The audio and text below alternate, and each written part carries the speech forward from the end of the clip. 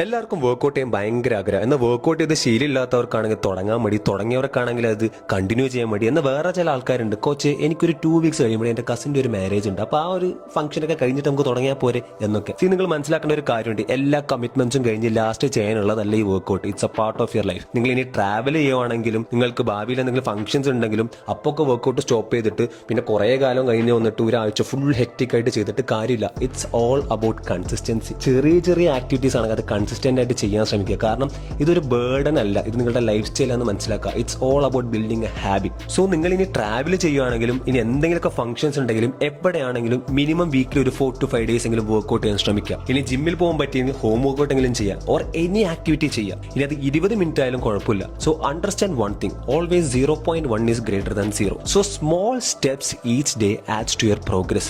So it's always better to do something than to simply sitting idle, lazy and wasting your time.